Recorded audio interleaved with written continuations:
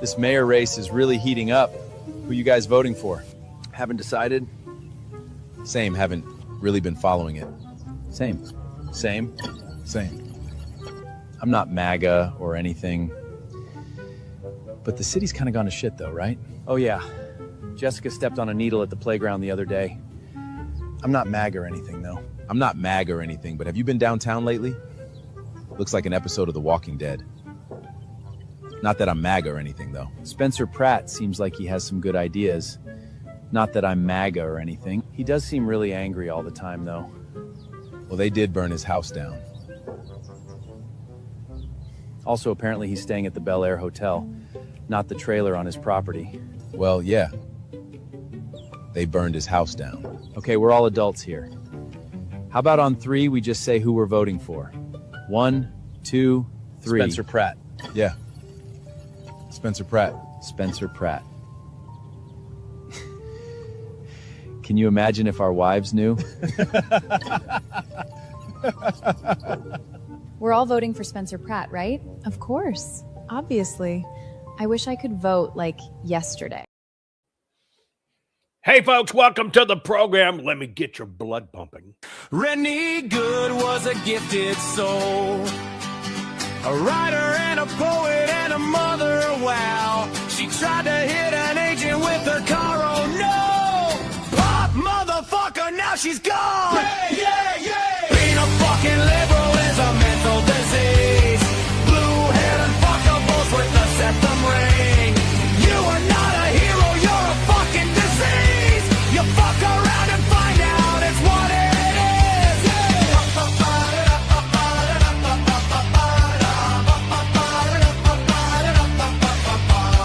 Jeffrey Pretty was a Jewish homo. Started talking shit to protect a chomo. He was getting nicked when he pulled a gun. Bam, motherfucker, now you're gone! Yeah, yeah, yeah! Being a fucking liberal is a mental disease. Blue-haired and fuckables with a septum ring. You are not a hero, you're a fucking disease.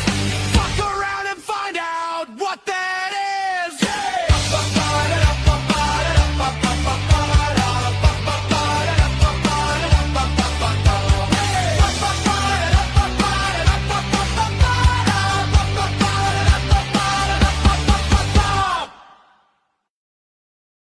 Folks, have you been paying attention to what they're calling the primary problems or the Massie madness? That's what we're going to talk about in this broadcast. You might want to share it. You might learn something. And that's the culture, race, and American politics, the crap we're going to talk about. By the way, before we get started, might you consider going to jovanlovesgold.com? Not hard. Just go to jovanlovesgold.com and request your free gold and silver kit today, because now is the time to protect your money with gold and silver, folks. I think you need to be aware. You really do. You just need to be aware that you have to have some of these assets. I'm going to sneeze. Hang on. Dang! That was a big one, but I'm glad you didn't see my face contort with it. My allergies are going nuts. I apologize. But now's the time to protect your money with gold and silver. Let me clean off my camera here. You got to have some gold and silver in your portfolio. I do apologize, though.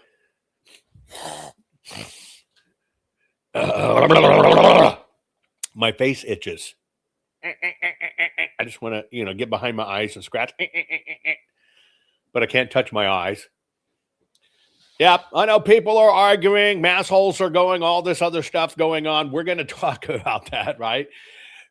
Lift a finger and share this program.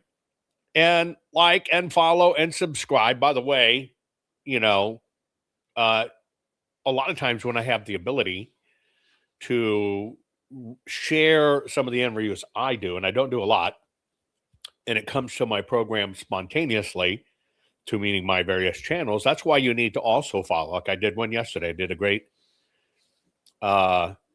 interview yesterday you might want to talk about, you might want to listen to, and you might find out something interesting you didn't know about data centers and AI. Aside from all this political stuff. So here's what we're going to talk about in this program. I call it Primary Problems and Massie Madness. We need to talk about it. We need to get you educated. Okay? We need to get you educated. So don't go anywhere. Share this program. We'll get started right after this. Do you have the #1 runaway bestseller as part of your homesteading library? Introducing the Food Forest Bible, How to Create a Food Forest, Sustainable, Self-Managing, Natural Food Production for Self-Sufficiency and Food Security. We all know the system is broken, but food, sovereignty, and survival are up to you. Will you comply or defy their plan for us all? You will own nothing, eat bugs, and be happy, or so the system says. Is this why America's largest food processing plants and food supply plants keep burning down? Do you really think this is a coincidence? Of course not. The system is telling us right to our faces what they have planned for us. You have a choice. Comply or simply defy their plan for us all. Defy the system's plan and execute your own plan. Abundant, safe, secure, natural food supply. Introducing the Food Forest Bible, this bestseller by Jovan Hutton Pulitzer is the single most complete, executable, easy-to-follow plan for sustainable, self-managing food production for self-sufficiency and food security. For the first time ever, a coffee table, heirloom quality, full-color book which unlocks the ancient secrets of creating a food forest. Imagine planting in a way which requires no digging, no pesticides, and creates massive ancient food abundance. No fooling. Food forests are the ancient secret to planning and planting once, and have your own Garden of Eden, which will feed your family for decade after decades. Buck the system.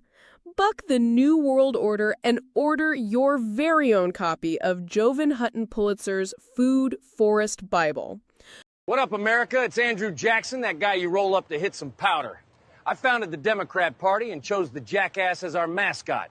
Now, as you can probably tell, times have changed a bit from the party back in my day, and present-day Democrats will come to hate me, but that's your problem. Jackson started the Democrat Party to appeal to the common man. Democrats today sometimes give him credit for that, but only after calling him an evil white bigot. Needless to say, the party started off pretty sketchy by today's standards. We were by far the pro-slavery party all the way through the Civil War. After the war, we cleaned up our act and supported the North's Reconstruction efforts. Totally kidding, we doubled down on racism and became the party of the Klan. But seriously, we didn't have much of a platform after the war, except Jim Crow, but that was until our boy came in hot on his rollerblades. Then came the Depression. People lost trust in markets, so I wheeled in to drastically expand communism across the country, and Democrats been hooked ever since.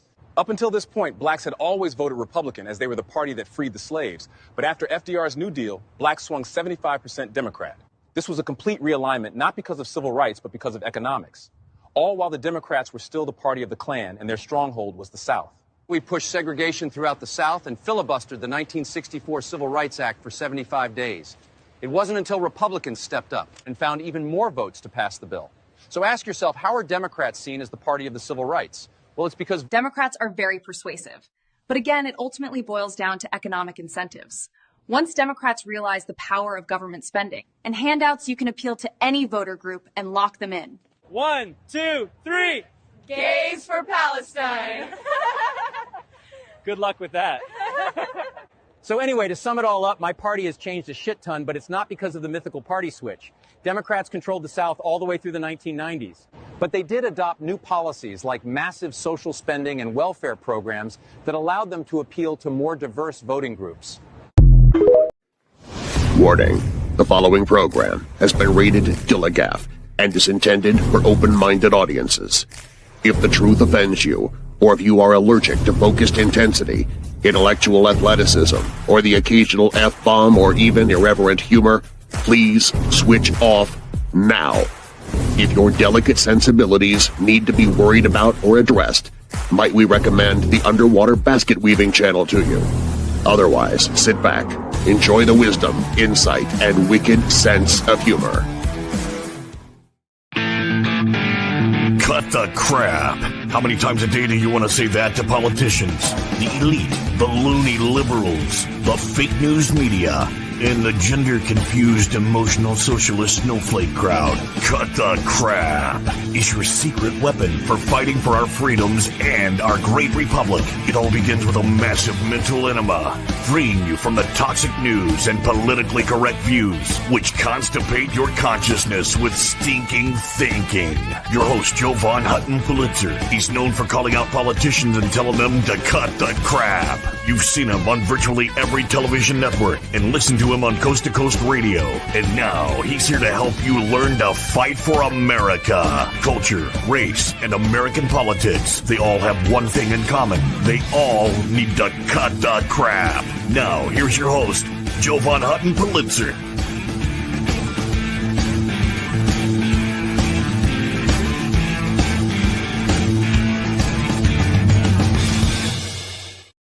Okay, guys, we're going to talk about what I'm calling the Massie mess.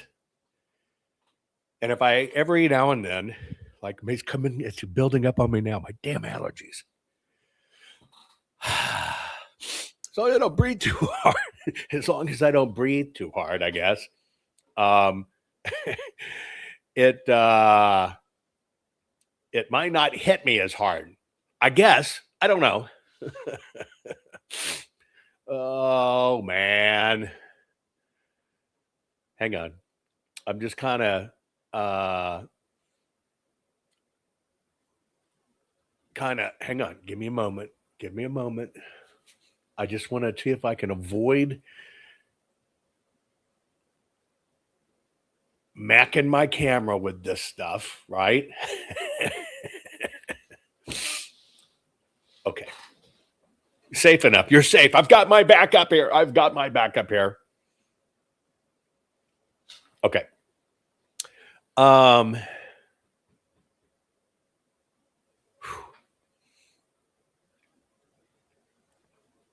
One second. Do any of you have allergies? Right? Do any of you have allergies? My allergies are kind of, I don't know what it is, but my allergies, I got into something. I had to do a bunch of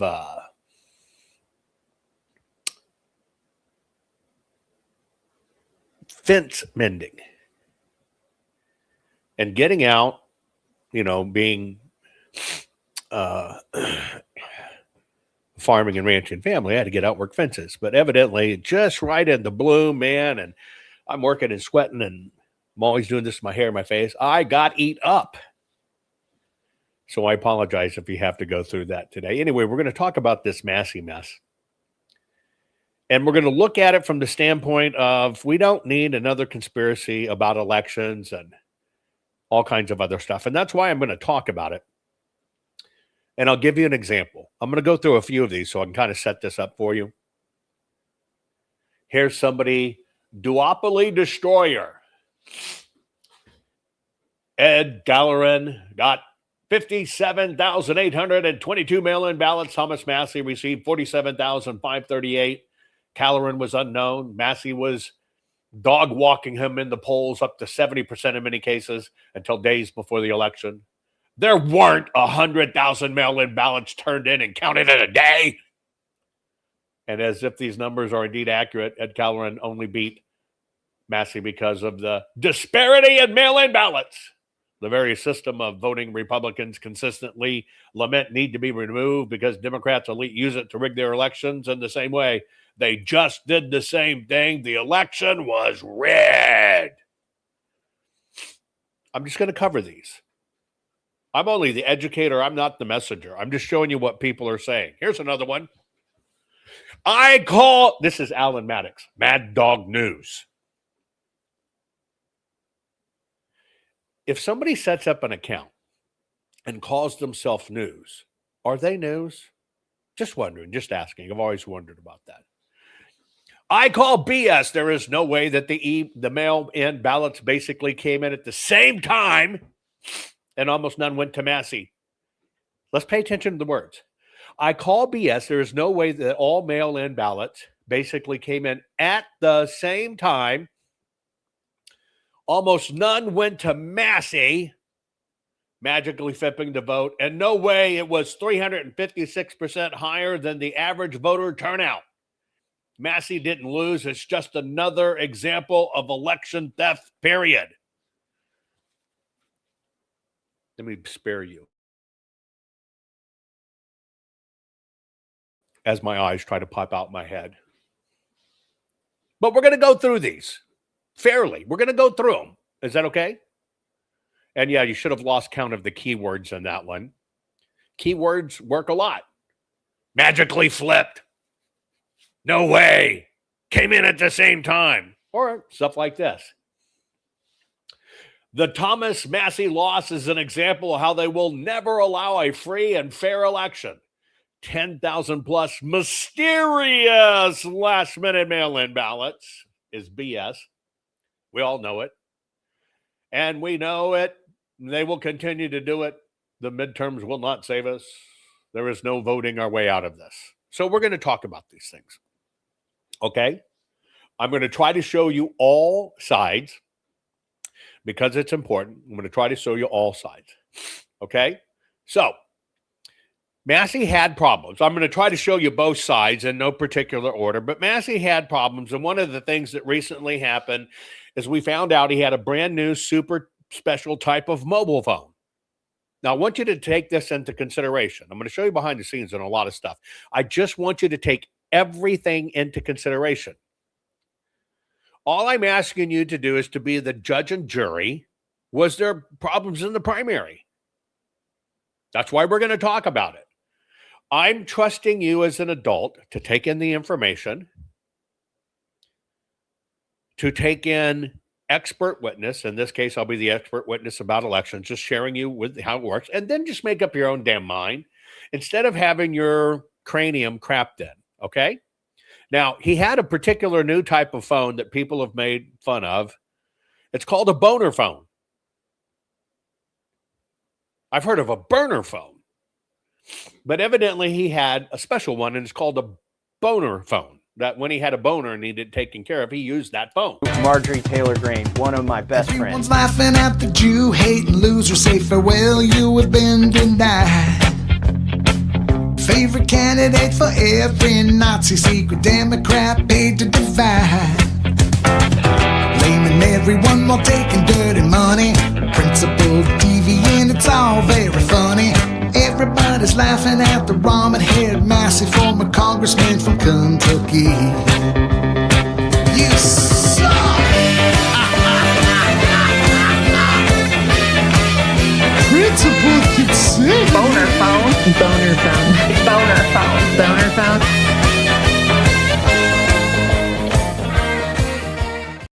Okay, so evidently, there's just a lot of things. The fellow lost his wife. They'd been together high school, went to MIT together, been together, et cetera, et cetera. His wife died mysteriously. He had already, people say, had a girlfriend. Then he gets a girlfriend. Then he's got these other girls. And where boner phone comes from is one of his people that worked with him was also his mistress. Period. Now, of course, he's run his own campaigns. He's run his own campaigns, and that's people attacking him. So let's look at the Massie image machine also running. Fuck you. War. For 14 years, those SOBs in Washington tried to buy my vote. They couldn't buy it. They decided to buy the seat. Now, I'm going to play this twice. You can listen to the words once, or you can look at the image once, but you need to put these things together. But this is the Massie machine at work. Fuck you. War. For 14 years, those SOBs in Washington tried to buy my vote. Okay, so it looks like somehow I was already terminated on Facebook for this, and people are posting. Okay, people are posting. Who said that? His wife died right after he exposed AIPAC, AIPAC. We'll talk about it. Okay. The Jews. Just as a point of reference, the reason I'm so allergied and tired, Mel K and I were just talking about this, is, as a Jew, it's kind of hard doing the books we do, doing all the broadcasting we do, doing all the work we do, running our various businesses, and fucking running the world. I got to tell you, just wears our ass out, right? Just wears our ass out.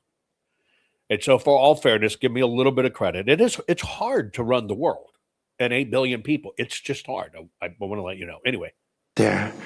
But I have to call them always at 3 a.m. I'll always get that call. Sir? Dang it. I don't want that one. I want this one. Fuck you. I do like the opening, though. Fuck you. War. For 14 years, those SOBs in Washington tried to buy my...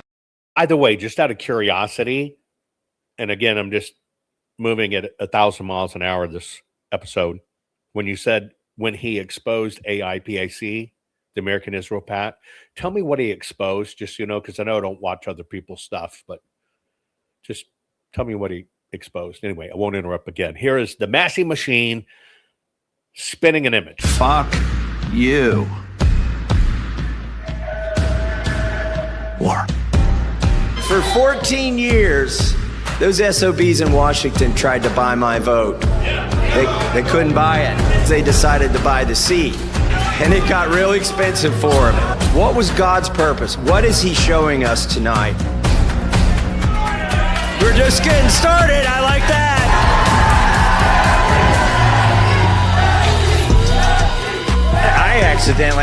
Didn't mean to do this. It started out as an election and it turned into a movement. We stirred up something. There is a yearning in this country for somebody who will vote for principles over party. And they saw the influencers here, they panicked. They sent the Secretary of War here, and you stopped the war for a day. No more wars. No more wars. No more wars. They said you should eat bugs. Do you want to eat bugs? They said you'll own nothing and be happy about it. You want to do that? Well, guess what happened? We took out the CEO of the World Economic Forum with a 2-page bill. Today is the 6-month anniversary of the Epstein Files Transparency Act. We've taken out 24 CEOs, an ambassador, a prince, a prime minister, a minister of culture, and that was just 6 months. I got 7 months left in Congress. They're talking about this big ballroom they're going to build, and it looks like the Roman Empire. I see a few analogies there. We weren't really running against Ed Galron. We weren't running against Donald Trump. We were running for what we believe in. We got to take care of America first. You are patriots, and you will inherit this country, and you will make it better. And I am hopeful because of that. We need to bring this country together.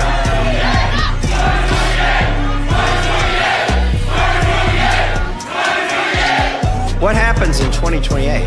Oh, you want me to run for Congress again?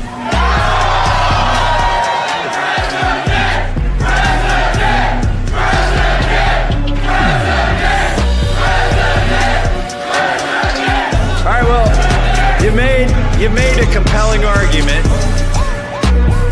I believe very sincerely that the CIA is correct when they teach and talk about blowback.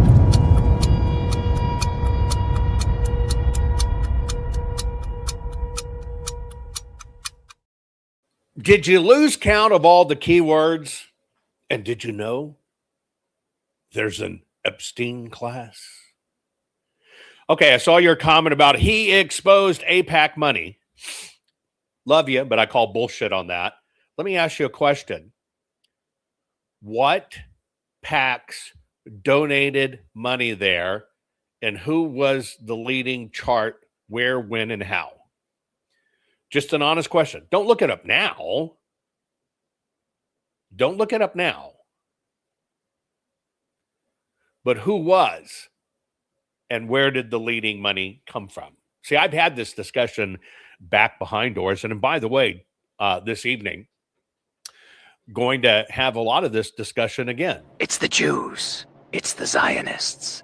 I'm telling you, they are all evil. That's this next episode at 7 p.m. live with Ivan Reichman. It's the Jews. It's the Zionists. I'm telling you, they are all evil. How do you like me as a rabbi? It's the Jews. It's the Zionists. I'm telling you, they are all evil. That's going to be a discussion to have later on. You're going to want to tune into. But did you see all the key wording in there? We're going to look at it all. We're going to look at all sides, right? I showed you Dilly, and then I'm showing you this. Let me ask a question. Did Mr. Massie expose Epstein people?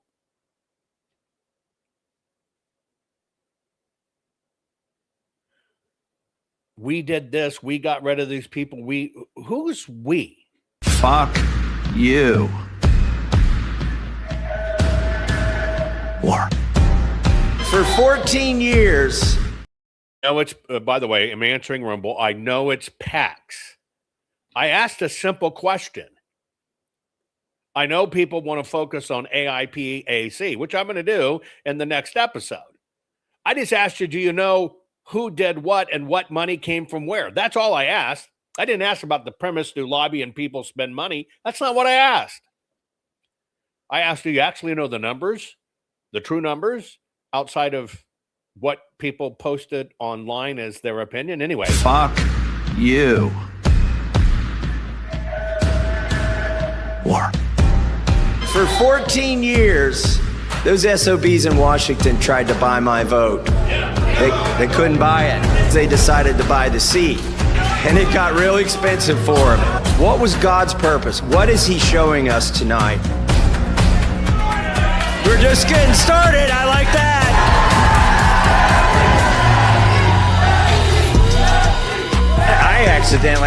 Didn't mean to do this. It started out as an election and it turned into a movement. I mean, we stirred up something. There is a yearning in this country for somebody who will vote for principles over party. And they saw the influencers here, they panicked. They sent the Secretary of War here, and you stopped the war for a day. No more wars. No more wars. No more wars. They said you should eat bugs. Do you want to eat bugs? They said you'll own nothing and be happy about it. You want to do that? Well, guess what happened? We took out the CEO of the World Economic Forum with a 2-page bill. Today is the 6-month anniversary of the Epstein Files Transparency Act. We've taken out 24 CEOs, an ambassador, a prince, a prime minister, a minister of culture, and that was just 6 months. I got 7 months left in Congress. They're talking about this big ballroom they're going to build, and it looks like the Roman Empire. I see a few analogies there. We weren't really running against Ed Galrine. We weren't running against Donald Trump. We were running for what we believe in. We got to take care of America first. You are patriots, and you will inherit this country, and you will make it better. And I am hopeful because of that. We need to bring this country together.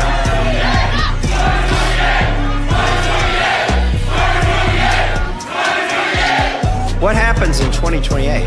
Oh, you want me to run for Congress again?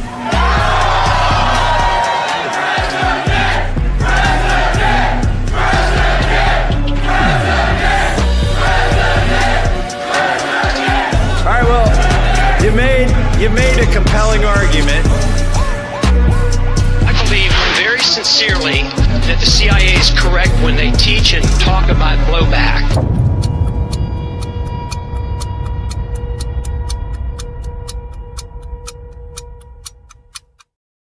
I got a question, honestly. Did you know, and it's a two-sided question, did you know that Thomas Massie was responsible for all that? Or is it the other side? Is Thomas Massie actually responsible for all that stuff that he just, through wordplay, took credit for? That's my only question right now. And please stick with me. We're going to look at all sides of this, right? All sides of this. Did Thomas Massie have anything to do with that? Is that Thomas Massie's record? I'm just asking. You have to be intellectually honest. Now, let me set something here real quick. I don't care which election it is. I don't care which party it is. I think every single election should be forensically audited, period. And I don't care if I did it for a Dem or a Republican or an independent. Every single election must be forensically audited. So this is not about grinding that. I'm only discussing what everybody's chattering about, and I don't do the same old stuff that everybody does. I'm not into that shit. I'm going to give you the facts, and you're going to decide for yourself. You're going to decide for yourself. I'll give you an example. He said that Pete Hexas came there to Kentucky, and you stopped the war for a day. Did a war stop for a day? Yes or no? Put it in chat. Did a war stop in a day? Did a war stop in a day? Yes or no? He said Pete Hexas came there to Kentucky, which he did. Did the war stop for a day? Yes or no? Well, the answer is no. I'm seeing it come in. Why did the war not stop for a day? Now, give me why it didn't stop for a day. There you go. What war? Now, you're probably recognizing all of this is keyword bullshit. Period. Keyword bullshit. The War Resolution Act of 1973 gives the president power to take preemptive action. The full Congress must vote to declare war. This is not a war. This is a preemptive action and does not require congressional approval, Massie. I don't like and never would vote for such a dummy. Here is a person crapping in your head, Massie is what I'm talking about, crapping in your head saying we're at war. And I've told you this over and over. We are not at war. For 48 years, they've wanted to destroy us, death to America. On this program, we routed out some of the terrorists they were importing in. Flooding in. I keep on sharing this with you and keep on telling this with you, and I'll use this example again. This is Obama period through the end of 23, right at the beginning of 24, almost 12 million illegals. Each black dot's 100 illegals. That's how they flooded into the UK and took it over. Look at that. It's an infestation. Now what you need to understand is in the Biden 4 years alone, an equal number came across our borders. Obama got it done from 08 to 23. But they got it done here in the United States with Biden in just his one term. What President Trump did is knowing that the money came from Iran and our government went and gave them cash. Remember the flight with billions of dollars going over? It was all for terrorism to support it. Can't track the cash. Do you not connect why Obama flew the pallets of cash? So the system could never claw it back. So the system could never claw it back. Don't you understand that? And that money is what circulated, got people here, have terrorists ready to go. So the president of the United States doing his job where no other president before would deal with it is using his rights as president to protect our nation. Come on. Could this be one of the reasons Massie lost? Because he keeps on playing that game? I'm just trying to get you to look at the facts, right? You saw that little thing, but we're going to make them spend more money. They had to spend a lot of money. Let me show you something here. You might find it interesting. They raised $1.5 million. Marjorie Taylor Greene helped do it, but they eventually raised $1.5 million for Massie. It's called the Massie Money Bomb. Look at the map. Do you find it interesting that the money came from all of the major Dem cities, and it directly lays over the Act Blue BS with funding money? This is a Kentucky lawmaker. Just look at the map, make your own decision. Make your own decision. But here's the map.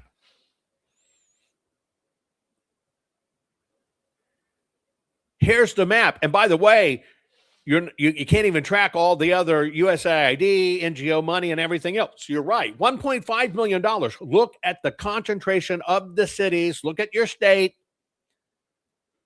Right? Look at your state. And understand. But if you just listen to keywords, you're going to be bullshitted. All I'm trying to do is use your own discernment. Did the primary have problems? We're going to get to it in a minute. What is this Massie madness?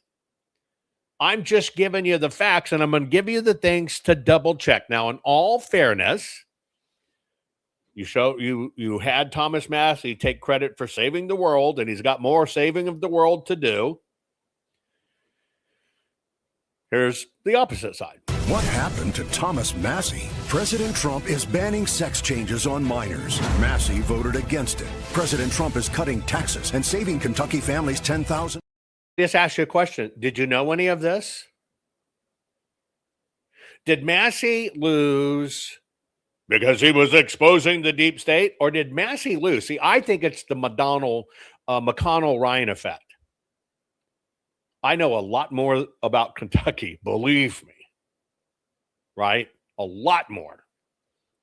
And it's one of those states where they're trying to embed blue right in the middle of the heartland. But did you know this about his voting record? What happened to Thomas Massie? President Trump is banning sex changes on minors. Massie voted against it. President Trump is cutting taxes and saving Kentucky families $10,000. Massie voted against it. President Trump is securing our border and deporting criminal aliens. Massie voted against Trump again. And after Trump obliterated Iran's nuclear weapons program, Massie sided with Democrats and the Ayatollah. Let's fire Thomas Massie. MAGA Kentucky is responsible for the content of this advertising. Okay, here's the question. Did you, and just honestly, and you might not have followed because you're not in Kentucky, but what happened?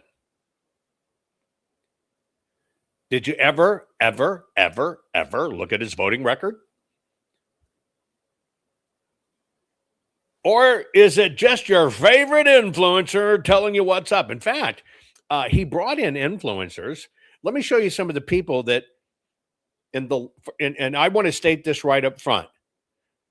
Massie, and I'm just telling you this, and you can check it for yourself if you're intellectually honest. Massie already knew he lost.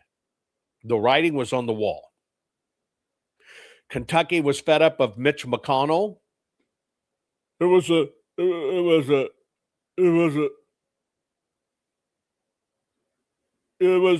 insurrection on Capitol Hill, and it was not right. They knew that stuff. Come on. This is the fact of people finally saying, I am tired of being trapped by politicians. That's my own personal take. So I think there's the McConnell effect, and I think there's the Ryan effect. But let me ask you a question. Do you get moved by what people say? Or do you get moved by what people do? Here's California weighing in. Thomas Massie lost. You know, I don't really give a shit about Donald Trump. I'm not afraid of you, Donald Trump.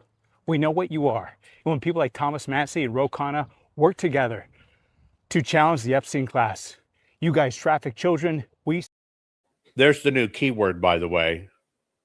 When Massie works with an incredible liberal to challenge the Epstein class. Thomas Massie lost. You know, I don't really give a shit about Donald Trump. I'm not afraid of you, Donald Trump. We know what you are. And when people like Thomas Massie and Ro Khanna work together to challenge the Epstein class, you guys traffic children. We see you. We're not afraid of you. Donald Trump, your friends, your lobbyists, you want to fuck around? I don't live in Kentucky. I live in California. But we stand with Thomas Massie. What's right is right.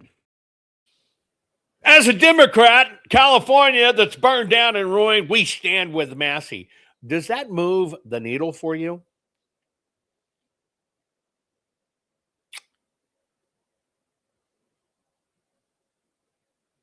Just a question. Does that move the needle for you?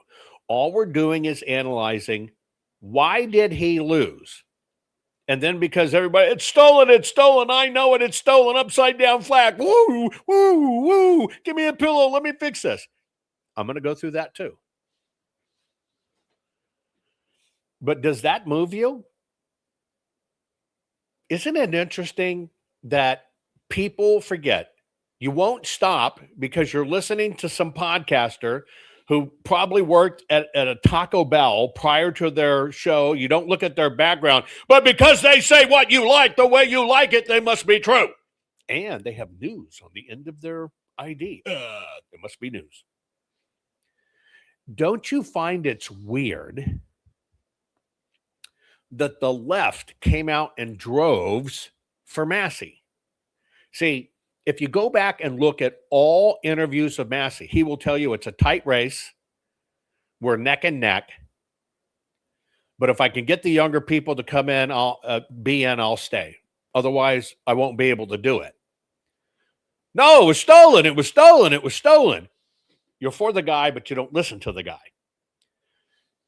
Does any MAGA person anywhere, I'm just going to tell you, look, pop quiz. Have you ever watched like the State of the Union and see if the Democrats stand up and clap for President Trump and MAGA? Yes or no? Did they stand up and clap?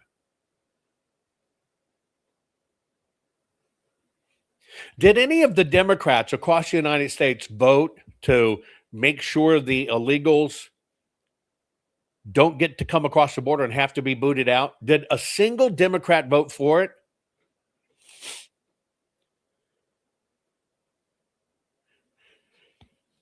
Did they vote? Hang on. I don't want to sneeze. Don't sneeze, don't sneeze.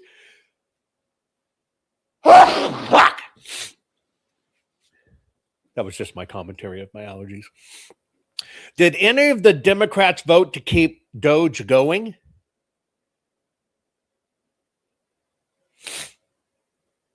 Did any of the Democrats vote for, you found that money, it was bad, so go ahead and put it back in the Treasury? No, they voted to give it back to the people. Now, how come that doesn't resonate with you? Sorry. How come it doesn't tell you everything you need to know about Thomas Massie? The very people that will not honor President Trump, will not honor the United States of America, will not honor cutting off that money, stood by him in his election, and you think it was a rig. You think it was a rig. Thomas Massie's really MAGA. How can you not see that? How can you not look at who endorsed him? They actually ran all of these liberals saying he did a Democrat first coalition, which is really what it is. It's true. Look at the people that endorsed him. Look at the people that went to fight for him. The very people that turned. Liberty Mom says her nose is running to keep up with Jovan. No, your nose is running, baby, because you're full. Anyway, how can you not see that? To me, these are the things I see. Did this make people go wild for Massie? No, they're throwing out the Hail Marys at the end. Thomas Massie lost. You know, I don't really give a shit about Donald Trump. I'm not afraid of you, Donald Trump. We know what you are. And when people like Thomas Massie and Ro Khanna work together to challenge the Epstein class, you guys traffic children. We see you. We're not afraid of you. Donald Trump, your friends, your lobbyists, you want to fuck around? I don't live in Kentucky. I live in California. But we stand with Thomas Massie. What's right is right.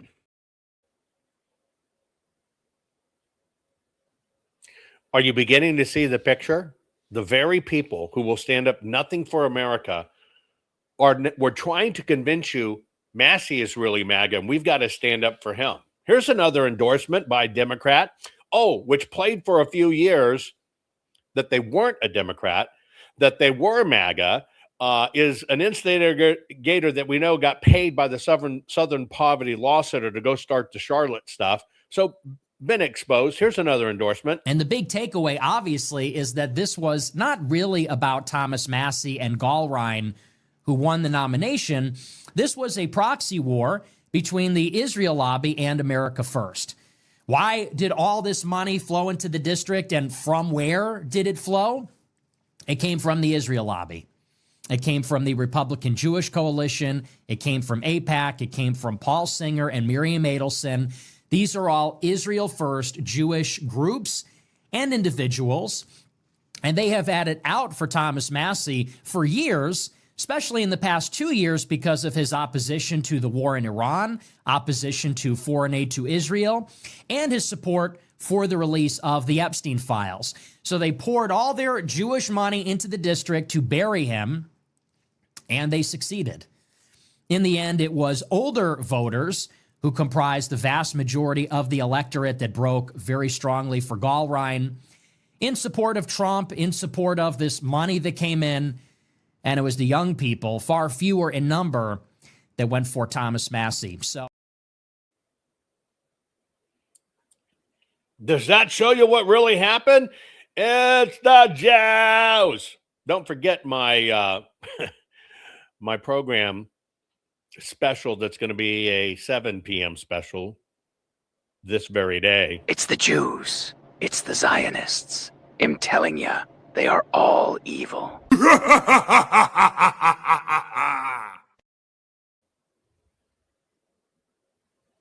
But if we really look at Massie's voting record. What happened to Thomas Massie? President Trump is banning sex changes on minors. Massie voted against it. President Trump is cutting taxes and saving Kentucky families $10,000. Massie voted against it. President Trump is securing our border and deporting criminal aliens. Massie voted against Trump again. And after Trump obliterated Iran's nuclear weapons program, Massie sided with Democrats and the Ayatollah. Let's fire Thomas Massie. MAGA Kentucky is responsible for the content of this advertising. Yep. Yeah. Tonight we'll be live in the PM version of the show. Yes, we'll be live. Just a question. Did you know his record? So you know he's in trouble when they do several things, that they bring out the youth vote heavyweights for Massie. Here's one. Tonight is undoubtedly a bad night for American democracy and the rule of law, and unfortunately, a good night for Donald Trump. Representative Thomas Massie, one of the few Republicans with a spine who demanded that the Epstein files be released. Is this a Democrat operative that get paid $250,000 by the Biden administration to promote crap? Telling you that Massie is the only true conservative? What? Tonight is undoubtedly a bad night for American democracy and the rule of law, and unfortunately, a good night for Donald Trump. Representative Thomas Massie, one of the few Republicans with a spine who demanded that the Epstein files be released, just lost his primary to a Trump-picked candidate who Trump spent $30 million on helping to get elected. Now, I disagree with Thomas Massie on basically everything. He voted with Trump like 90% of the time, but he did stand up to him on things like Epstein or the Iran war. And to be clear, Thomas Massie lost tonight because Donald Trump didn't like that he pushed for the release of the Epstein files. And the Epstein class and Donald Trump, they're very happy tonight. And when we think about why Congress is broken and why they can't do anything, I think of these Trump lackeys in Congress who don't do their job, they only go on vacation, they insider trade, and they sit around all day and just do whatever Donald Trump wants them to do. Genuinely a bad night, and America just got worse, even though somebody I disagree with just lost their race. Oh no. He knows what really went on. How about some of the other people that last ditch effort get Massie in? The Israel firsters. This is what it looks like when we're about to watch AIPAC burn about $15 million. Hey, AIPAC, it's the Israel firsters. First off, that's Ryan Matta.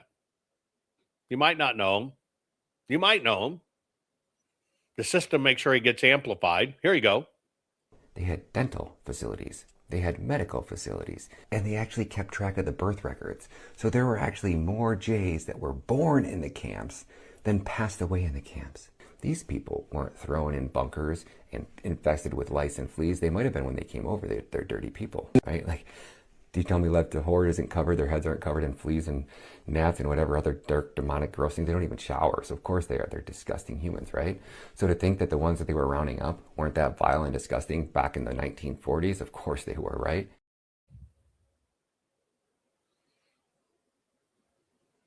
That's Matta. Let me show you the rest of the clip. And it might also help you want to tune in live to the PM broadcast. The Israel firsters. This is what it looks like when we're about to watch AIPAC burn about $15 million. Hey, keep spending. I want you to burn $100 million. $100 million. $100 million. You know what? Burn the next $250 million, Miriam.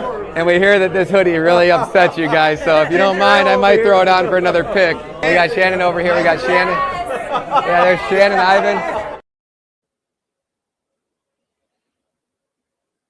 It's the Jews. It's the Zionists. I'm telling you, they are all evil.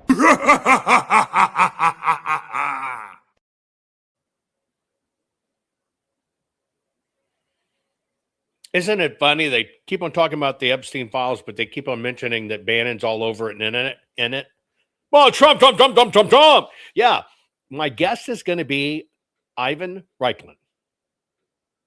I watched this AIPAC plan being developed 2 years ago of how they were going to release it. There's a lot of stuff I don't talk about. But isn't it interesting? But tonight we'll talk about it in detail. What I'm very good at is receipts, details, and helping you understand the whole picture. So make sure you join for the live PM broadcast. It's the Jews. It's the Zionists. I'm telling you, they are all evil. I've always said there are people that say a lot of things you love, but the reality is what they do is totally opposite of what they say. The Israel firsters. This is what it looks like when we're about to watch AIPAC burn about $15 million. Hey, keep spending. I want you to burn $100 million. $100 million. $100 million. You know what? Burn the next $250 million, Miriam. And we hear that this hoodie really upsets you guys, so if you don't mind, I might throw it on for another pick. We got Shannon over here. We got Shannon. Yeah, there's Shannon, Ivan.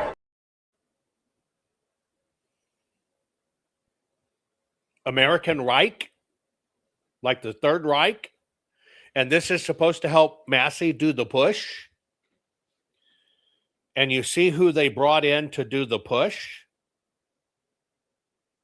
When I saw the AIPAC program being floated 2 years ago that start the basis of it, that's why tonight's show will be very important. Right? Here's another one. Thomas Massie has lost. It happened. He went down.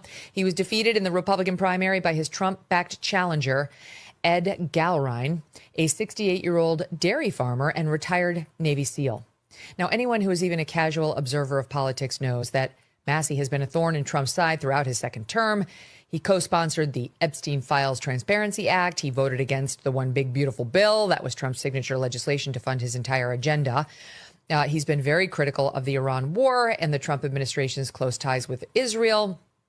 All of these things, standalone could have had Trump turn on him. But, together, it's kind of no mystery why Trump was not his fan and found an opponent to run against him. Trump and his political allies, as well as pro-Israel groups, made ousting Massie a major priority, with over $32 million spent. So obscene. Let me ask you a question. Pop quiz. You paying attention? Who spent $32 million? Put it in chat.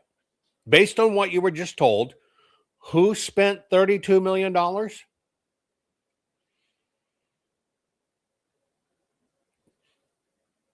Political allies. Which allies spent $32 million? Who spent the Jews? What if I told you that number is the all-inclusive number of everything spent, left, right, green, independent, Democrat, or otherwise? But look how it's connected very craftily. I tell you, it's about 80% truth combined with 20% bullshit, but it's manipulation, right?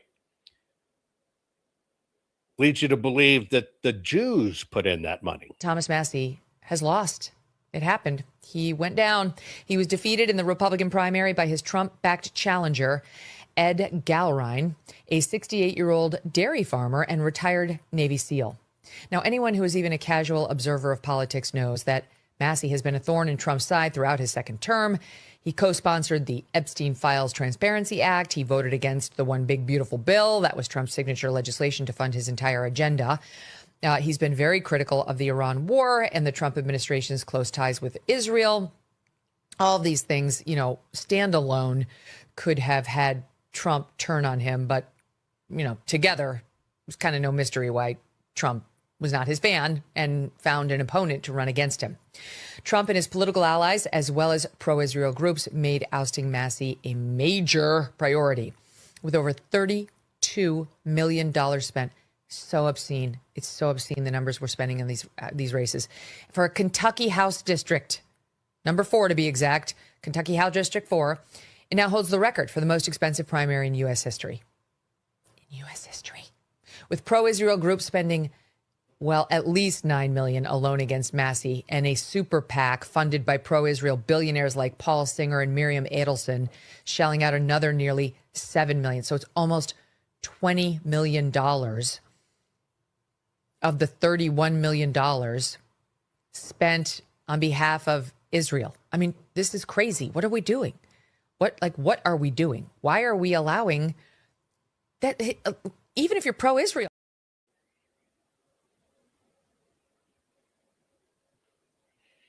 Do you see the positioning? I've shown you Massie's record. I'm going to show you other things. But what has it become? They knew he was going to lose. But what did they turn it into, knowing he was going to lose? How did they make hay with a loss? The Israel firsters. This is what it looks like when we're about to watch AIPAC burn about $15 million. Hey, keep spending. I want you to burn $100 million. $100 million. You know what? Burn the next $250 million, Miriam. And we hear that this hoodie really upsets you guys. So if you don't mind, I might throw it on for another pick. We got Shannon over here. We got Shannon. Yeah, there's Shannon, Ivan. So here's the craziest part about this. We just rolled 30 deep to Thomas Massie's house. Not just 30 deep, but he let Ryan Maddow. Show me one other politician in Washington, D.C. that's going to let Ryan Maddow get even talking distance of a politician, and I'll show you the man that you should put in office. It's fucking crazy, right? Got David Riley here too. Bobby Sauce, to say the least. Bobby's got he's cooking on social media like the rest of us. I think we all are, but, I'll give you guys the unfiltered, no political bullshit viewpoint. So, and we're in Thomas Massie's house, which is absolutely gorgeous. Not just in front of. So, before the actual election, the lawmaker who had already admitted there was a very slim chance he could win if you were intellectually honest and you saw it, brings in, quote unquote, influencers and podcasters, and then they make it all public inside the home. all trying to convince you he's a good guy? Have you ever seen that before?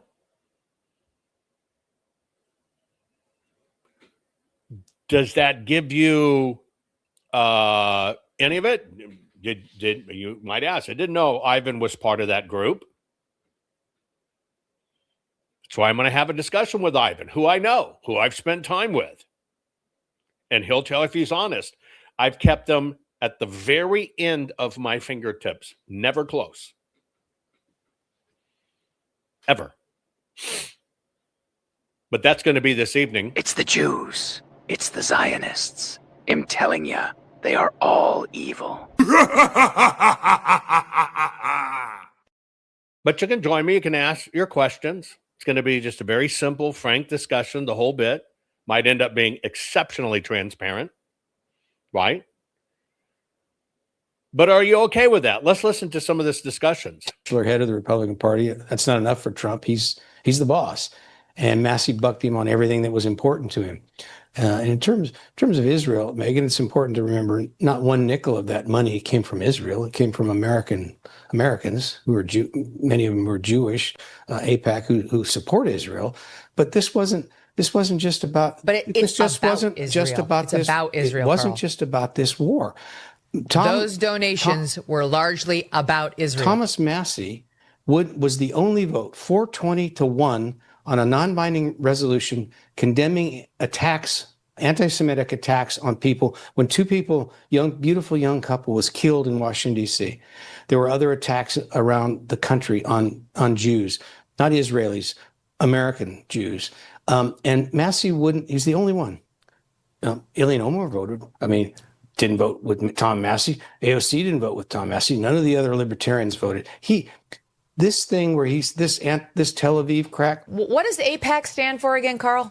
Well, I'm talking about anti-Semitism, and I have to tell you, you okay, think I you get think, it, but wait, to pretend this is all about that vote, and I condemned that shooting. It was horrific, and I condemn all anti-Semitism. What I'm I fought saying is that this against guy it is very openly on this show for years. But what does AIPAC stand for? American Israeli something committee. Political Action Committee. Yeah, Political Action Committee. Yeah. Well, it's not American interests. It's not American Jewish people. It's about America and Israel. That's what they're pushing for. So you're saying you don't think American Jews take my have words a right for it. to, what are you saying here? No, of course, I support American Jews, and I've defended American Jews, and I put my record of defending American Jews up against yours any day, Carl, any day of the week. I'm saying will always protect American Jews. However, AIPAC has admitted it. Here is their tweet.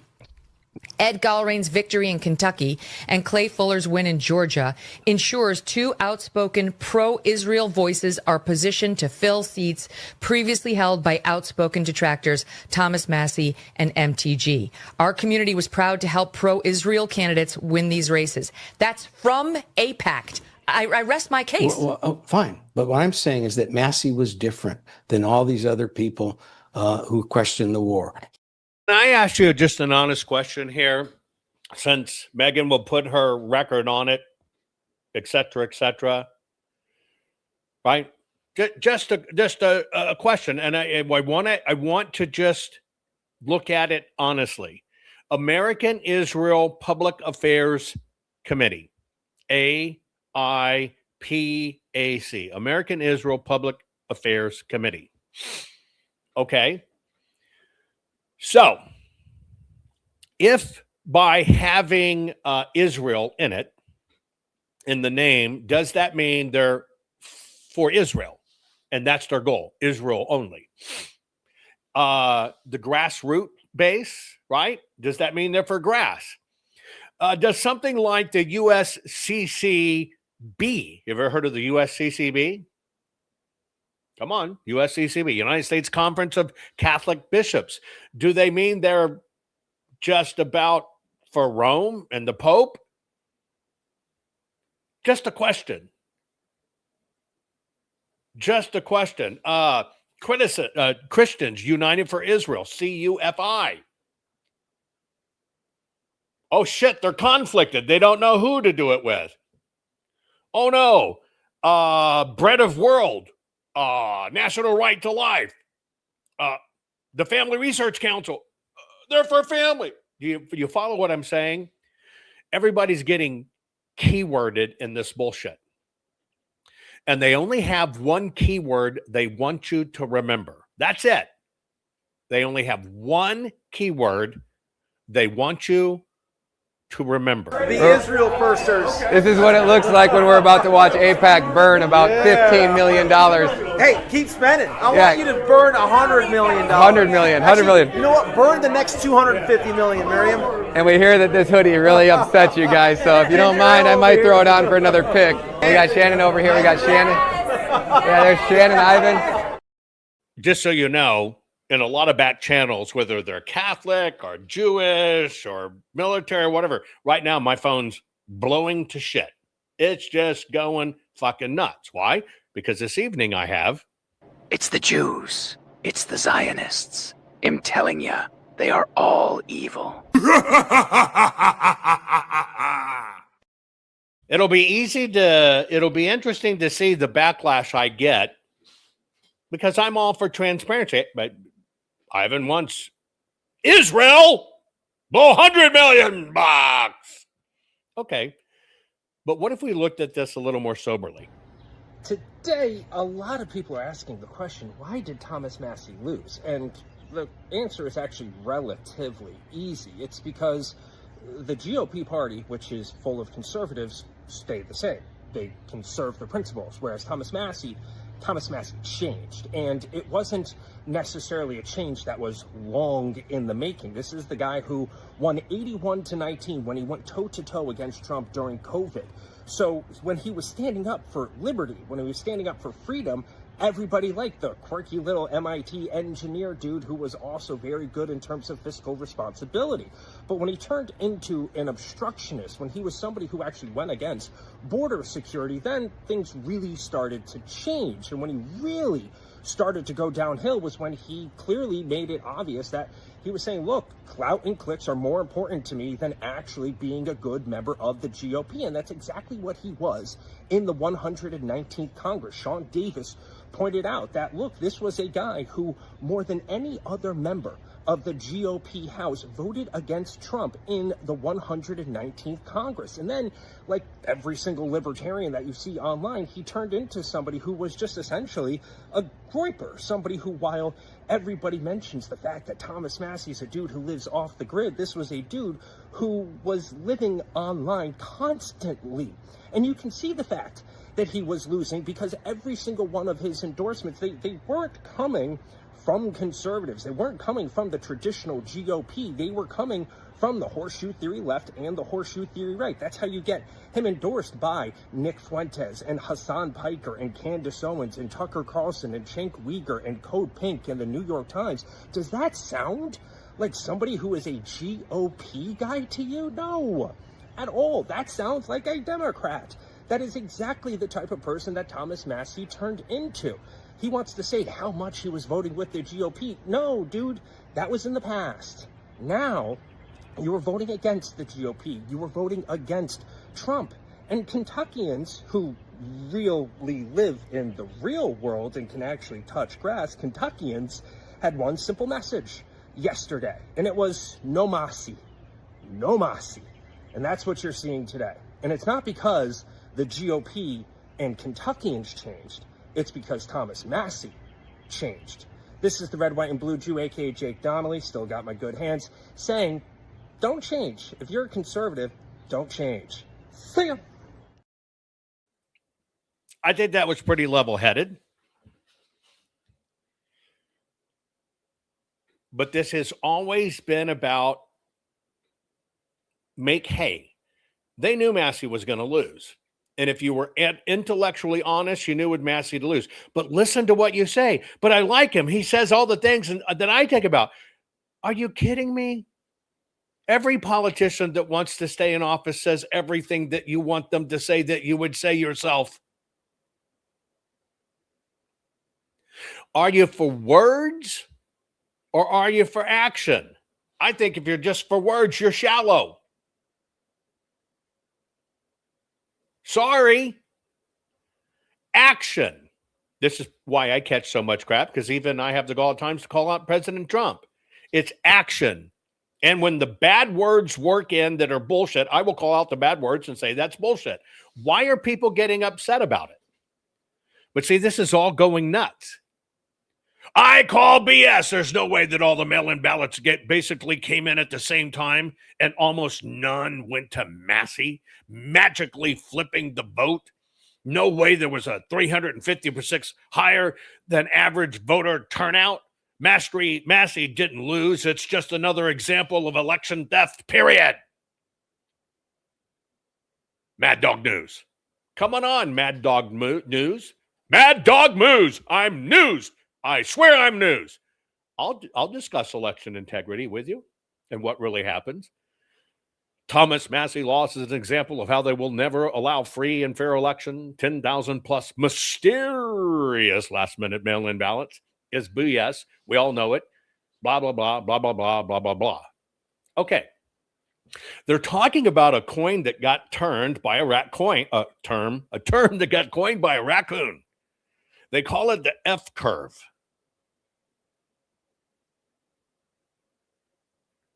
The F curve. You've seen the F curve. There's the F curve. That's the F curve.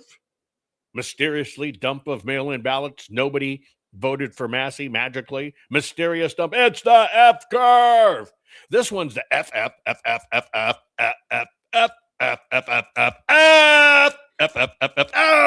curve. I want to make sure you get it right. This one's the F curve. This one, look for the signature. I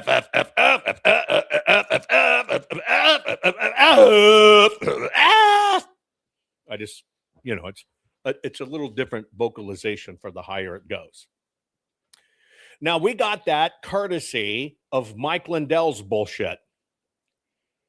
The lone raccoon who swears that Dennis Montgomery's real, the PCAPs are real. I vetted him. He's the most amazing man there is except for me, meaning him, the lone raccoon. Right? Every election in history has the F curve. No, that's fraud. They just ran them in because they knew the numbers. Okay, pop quiz. What is actually the F curve?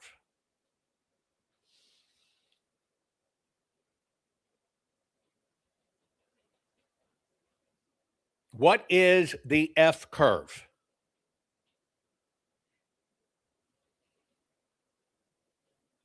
What is the F curve? Well, let me tell you, with Mike Lindell, the most ADD person in the world, the super god, superpower of ADD, and all the people he brought in, raccoons, monkeys, all this other stuff, tried to tell you that's the insertion of the fake votes. You saw the numbers in TV, and it coincides with the same thing in the TV. And if you look at it with a 6-degree slant, here's how it works. If you looked at it properly, if you have a county that has mail-in ballots, they might come in like Maricopa, which has a month of elections. They might come in 2 weeks, whatever. The party lies to you. They open the ballot. Or open the ballot packet. They take out the ballot. They run it in. And then they don't count it. Right? Then they don't count it. But do they know what's on it if it was ran into the system via a scanner? Of course they do. See, don't count only means the following. Somebody sits there, they open the envelopes. Supposedly, they look at the envelope, check the signature, open the ballot packet envelope, take out the ballot, they scan it in, but we don't count it. Can they see the number? Can they see that it was from where it was from? Yeah, of course. Don't counting it only means, well, we still have to take out the card, so it's technically not counted. and then we got to run it over to the tally centers because we don't have enough fingers in the precinct, and they run it through, and that's when it officially counts. And see, nobody had ever done a full forensic audit, and people didn't understand it, but you got to understand. Let me just show you the simplicity of this. This is Maricopa 2020. You're going back into October looking at the mail-in ballots. How did they know how many were Trump and how many Biden back then if they didn't count them? Because the number's there, dumbasses. It's always there. It just didn't get tallied. So here's how they do it. Ready? It's a very simple bullshit of bullshittyism. You're welcome to use that. When it comes to election evening counting the votes, the very first votes they count by precinct are election day.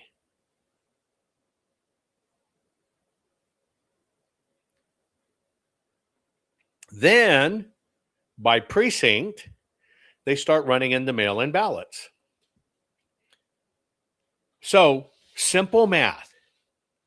If you have 100% of a vote, that's the total vote for the election.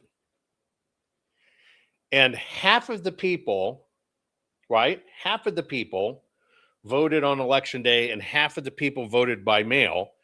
When the line comes out and you run the precincts, and let's say you've got 50, let's say you got 100 precincts, 100 precincts are going to put in election day votes. What's this going to look like? It's going to look like closer to the real elections. It's going to be very close, but you're going to have 100 little dots that do this.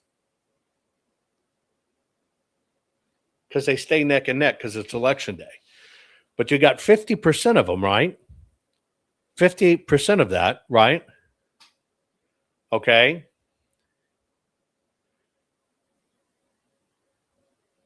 Is mail.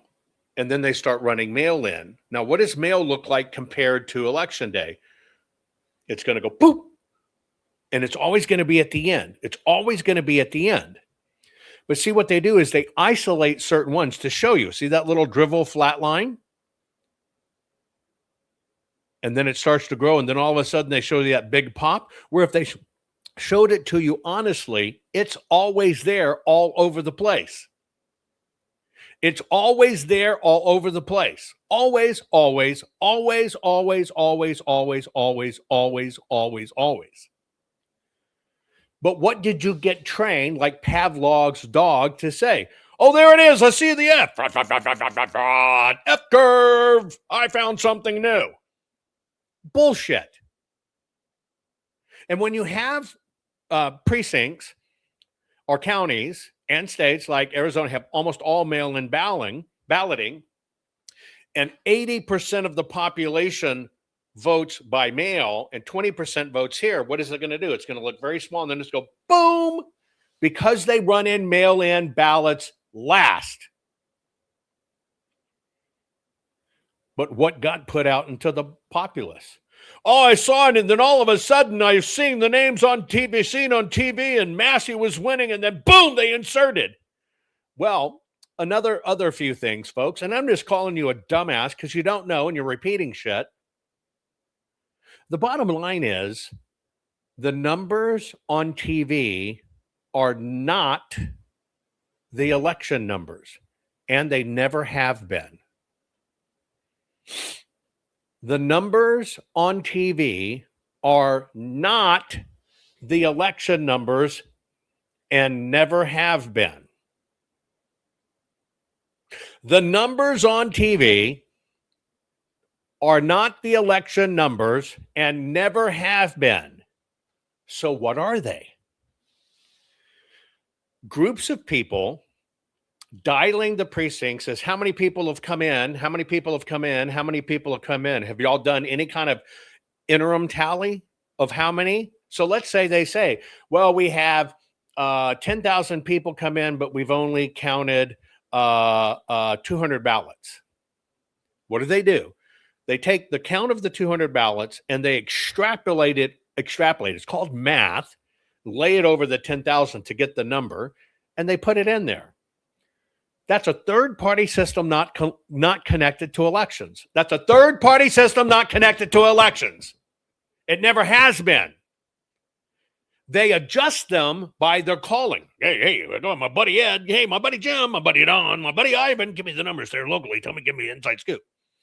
And they all compete to see who can get closest to the real number. But they're never the real number. That's why they said, our election team here at Fox we think we can officially call the election for our numbers. We predict. That should be the first fucking clue what it really is. Predict. But what did the Pillow Squad teach you? We saw the numbers change on TV. It's the machine, swapping votes, flipping votes. So what do people say? I call BS. There's no way mail-in ballots basically came in at the same time. Yes, you dumb fuck.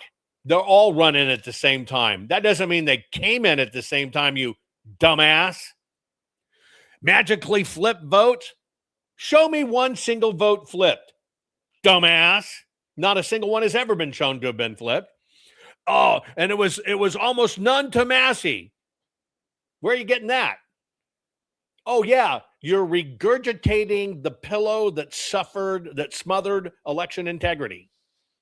And you're repeating it as fact. Mad Dog News. You want a dose in election integrity? Come here. I'll teach you. Come on. I know how to deal with mad dogs that are dumbasses. I'll go head to head with you. Your knowledge against my knowledge. I will show you in real time how it happens. But here it is. They came in at the last minute. No, they didn't. Mail-in ballots get tallied last. By precinct. Mail-in ballots get tallied last. By precinct. But it's this. It's out of control. It's this. So who do we think for this? Raccoons and monkeys.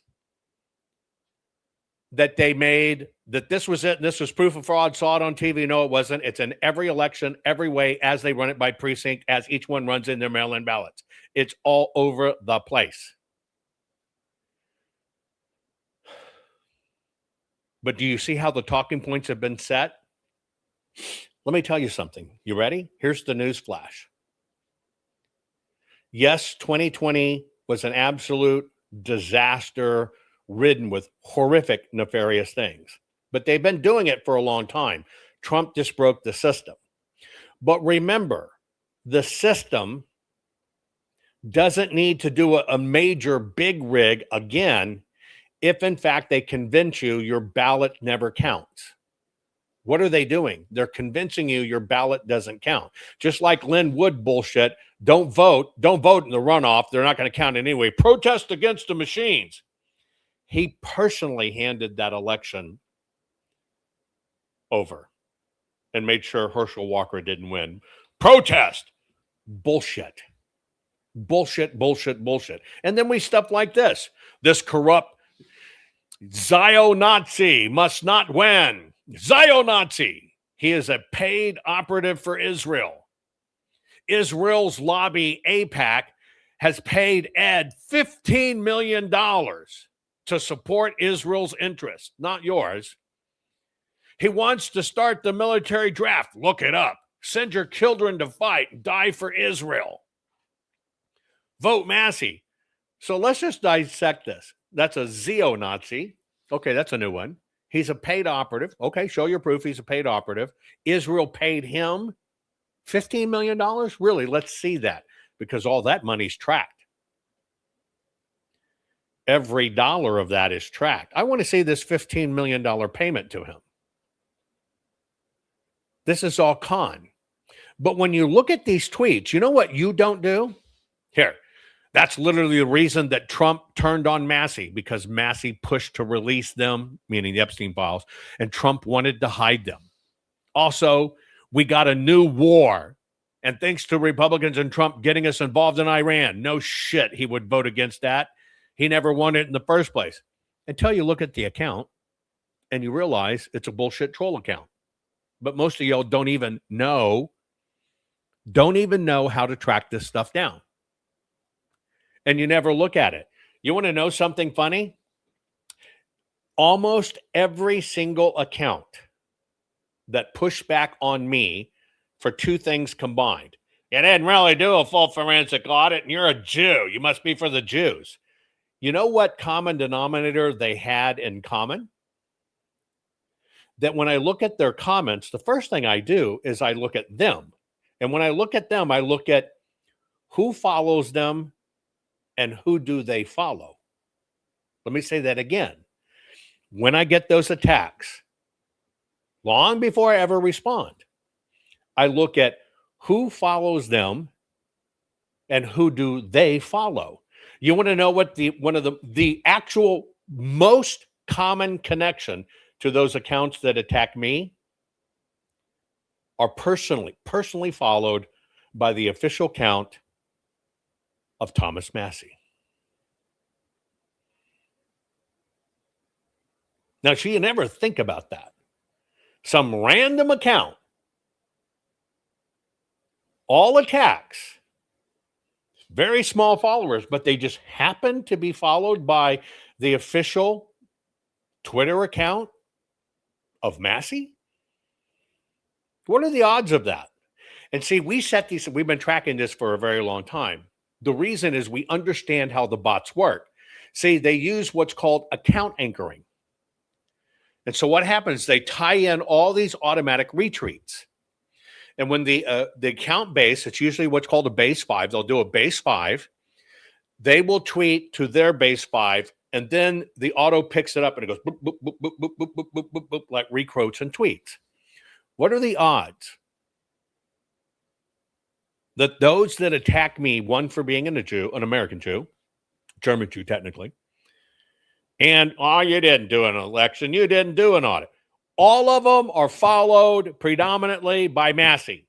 What are the odds of that? Some accounts have 14 followers, but Massie's following them. Here's why. It's called how to get the ping back track. What they're doing is they do the seed, and then they're watching all these accounts. As those hit this account and those multiply that count, they're watching the numbers. I've taught you how to do this in real life truthfully, but this is all automated. Then it starts taking over, and all they're doing is watching counters, and that's how they amplify it. That's how it works. That's it. And so I look at these things. I also watch a lot of big influence accounts that come out of nowhere, going to tell you about election integrity stuff, and boom, they've got 500,000 followers. Same profiles, same manipulation.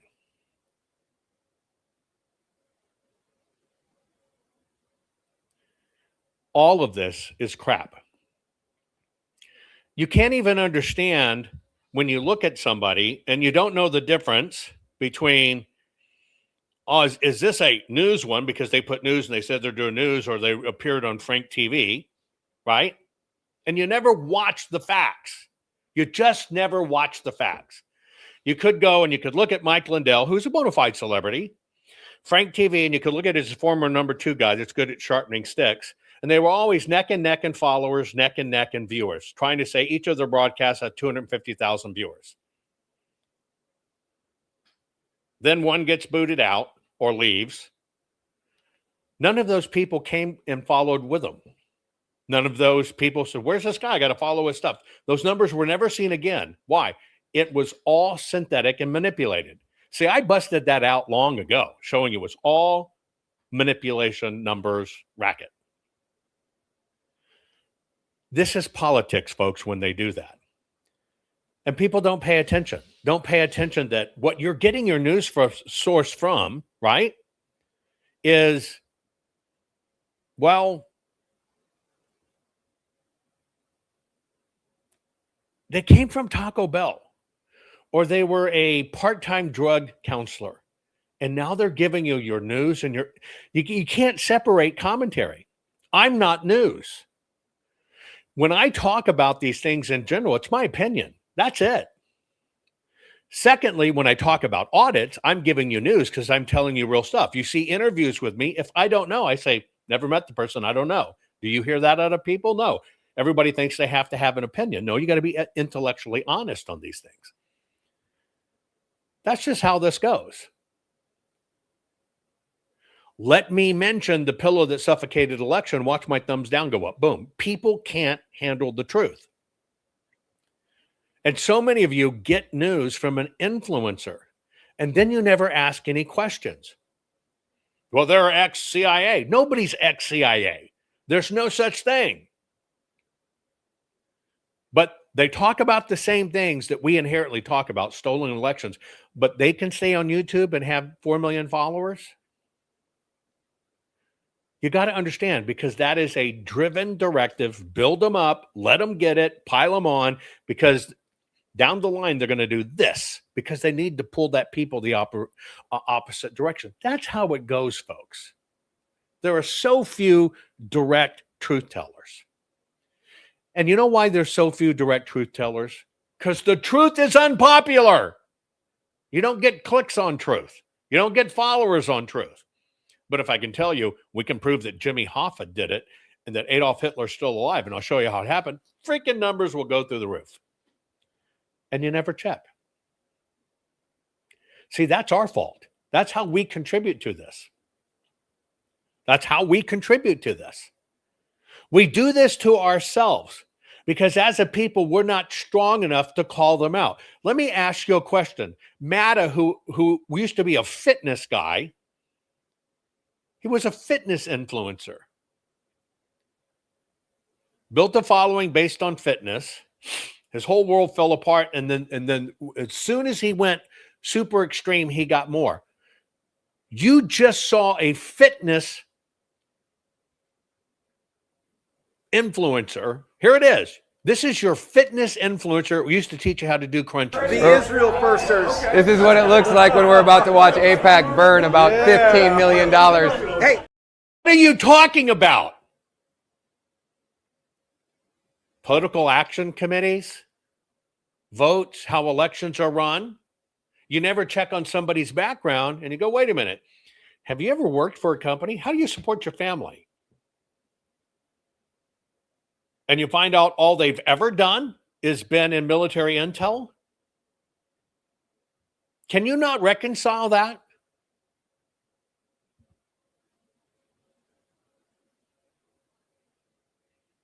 An expert for put up for Kari Lake, going to be an expert witness's trial, is a pollster. Let me tell you how ironic that is. I had a discussion with someone about all this crap in Colorado that put Tina in prison, and they're thinking, but we knocked on 1,000 doors and we know it was rigged. So let me just put a pin in that. If Mesa has 100,000 people, I don't know, and they knocked on 1,000 doors and those 1,000 doors didn't jive, does that mean the election was rigged and it should be used as court evidence? No. Do you know why? Because I guarantee you the left could knock on 1,000 doors and find 1,000 people that think President Trump's a pedophile and a crook. Can President Trump be put in prison for that? Can that be the basis of the proof?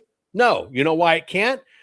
Because it's still just an opinion. So on the fucking trial case for Kari Lake, instead of presenting evidence of how it's done, you're going to present a pollster? How could that ever be evidence? That's right. It can't. It can't. It can't. And so you get locked in to people that will just say what you want them to say. And isn't that what the mass media did? I can tell people here, even because I'm having this join me live this evening. It's the Jews. It's the Zionists. I'm telling you, they are all evil. And I'm only having it because I called out Ivan. I go, what? The Israel firsters. This is what it looks like when we're about to watch AIPAC burn about $15 million. Hey, keep spending. I want you to burn $100 million. 100 million. 100 million. You know what? Burn the next 250 million, Miriam. And we hear that this hoodie really upsets you guys. So if you don't mind, I might throw it on for another pick. We got Shannon over here. We got Shannon. Yeah, there's Shannon, Ivan.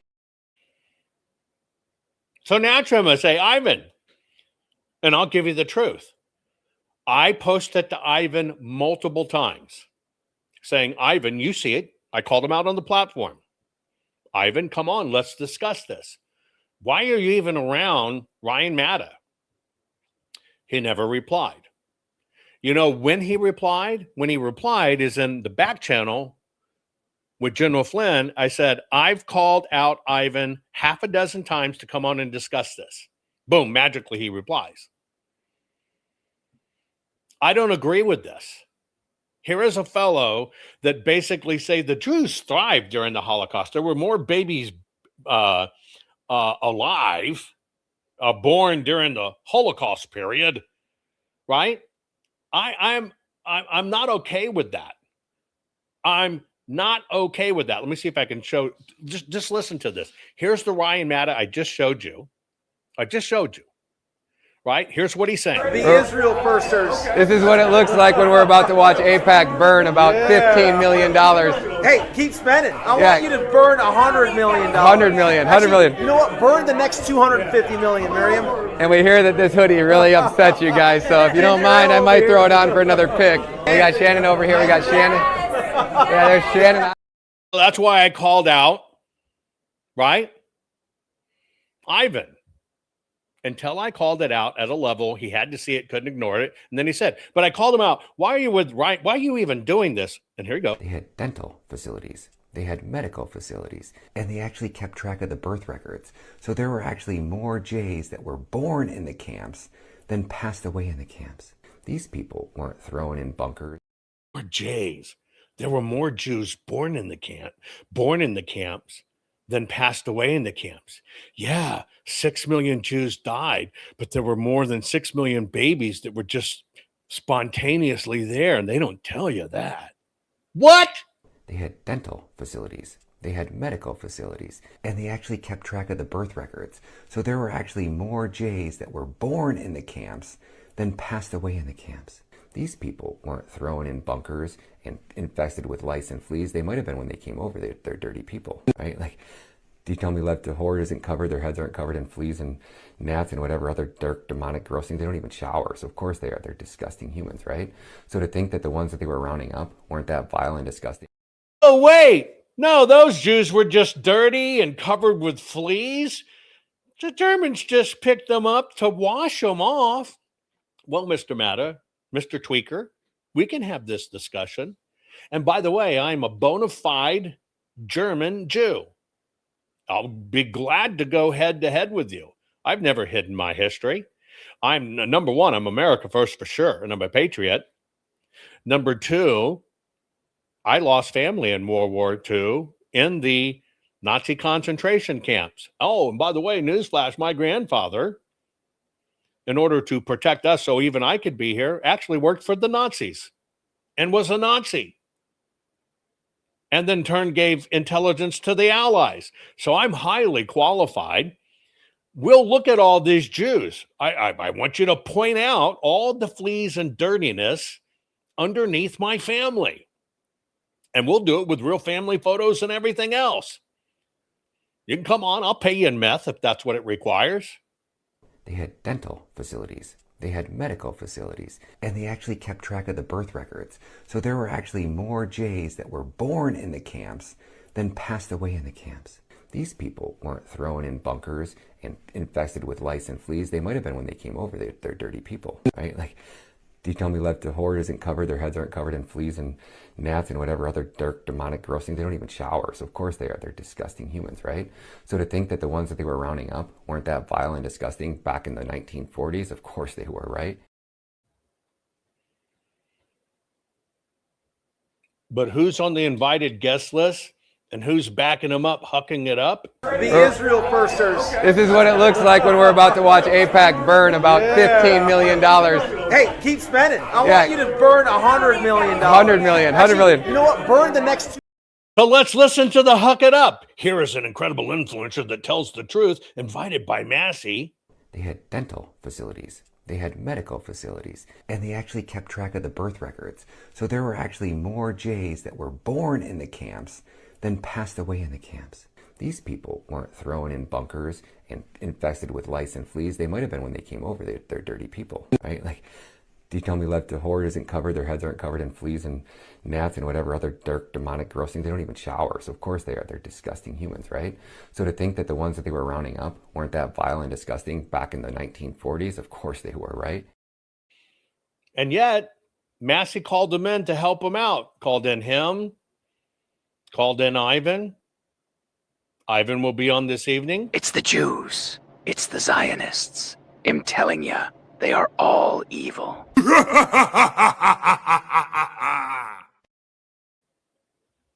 And so I called them out because of this. The Israel firsters. This is what it looks like when we're about to watch AIPAC burn about $15 million. Hey, keep spending. I want you to burn $100 million. $100 million. $100 million. You know what? Burn the next $250 million, Miriam. And we hear that this hoodie really upsets you guys, so if you don't mind, I might throw it on for another pick. We got Shannon over here. We got Shannon. Yeah, there's Shannon, Ivan. So one of the things we've done for more than 2 years is when I saw this AIPAC pop up, and I saw it pop up in certain back channels, I knew exactly where the play was going to be. And so we've tracked every single post, every single discussion to show exactly how it ramps up. And here it is. But if you ever asked people, how do you support your family? What's your business again? See, nobody ever asked those questions when you found out people may have been military, but have never had a job for decades. So what do they do?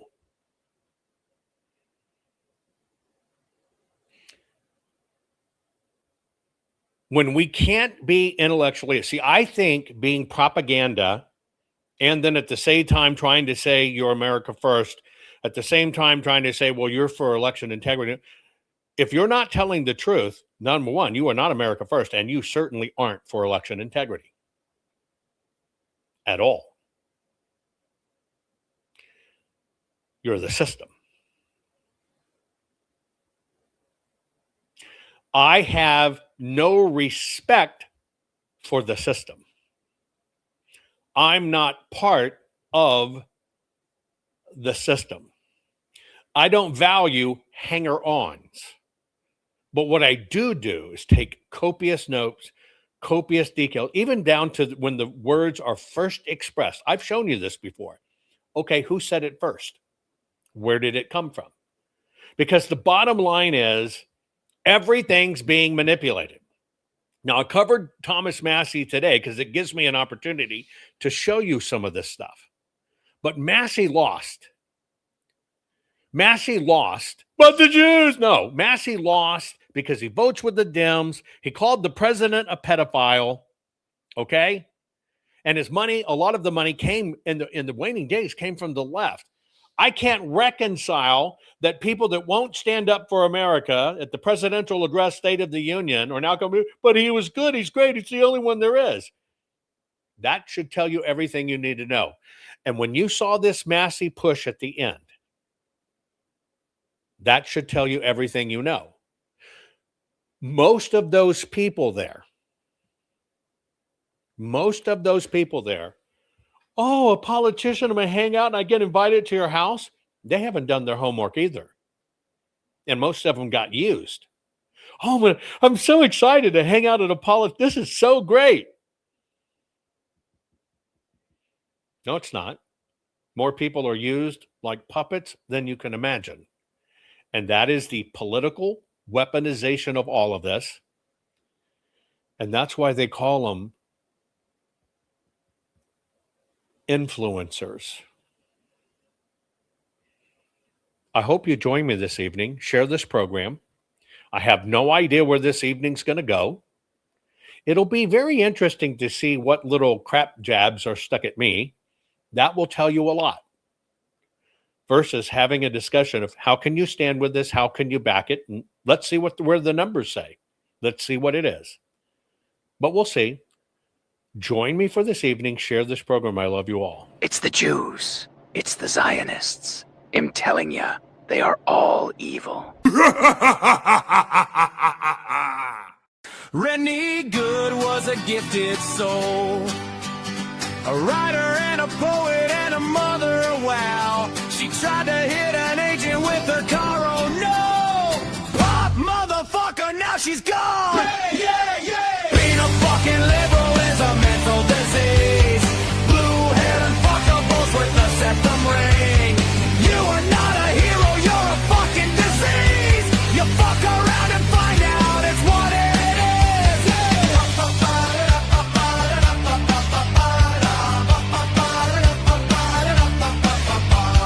Jeffrey Pretty was a Jewish homo. Started talking shit to protect a chomo. He was getting nicked when he pulled a gun. Bam, motherfucker, now you're gone! Yeah, yeah, yeah! Being a fucking liberal is a mental disease. Blue-haired and fuckables with the septum ring. You are not a hero, you're a fucking disease! Fuck around and find out what that is!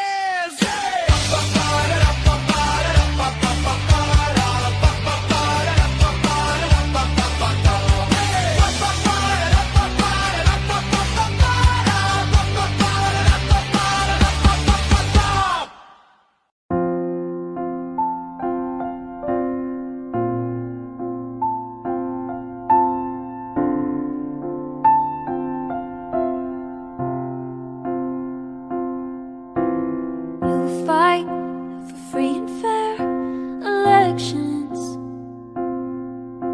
invented scan the ballots of kinematic artifact detection. You love to read and learn, travel and explore. You're a fearless, braveheart patriot who's opened doors.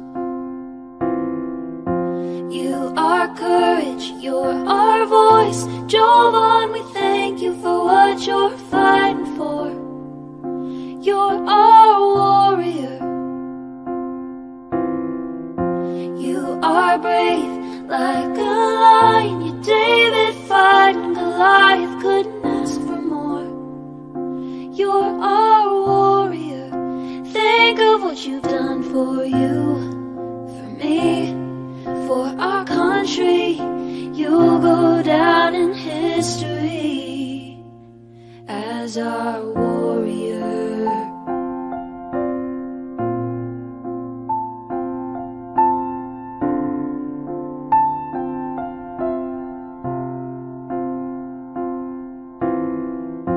You lead by God and always do what's right. In the battle for our nation, you lead the fight. We pray for your safety, the armor of God to protect you from all of us. Here's a thank you for all that you do. You are courage, you're our voice. Jovan, we thank you for what you're fighting for. You're our warrior. You are brave like a lion. You're David fighting Goliath, couldn't ask for more. You're our warrior. Think of what you've done for you, for me, for our country. You'll go down in history as our warrior.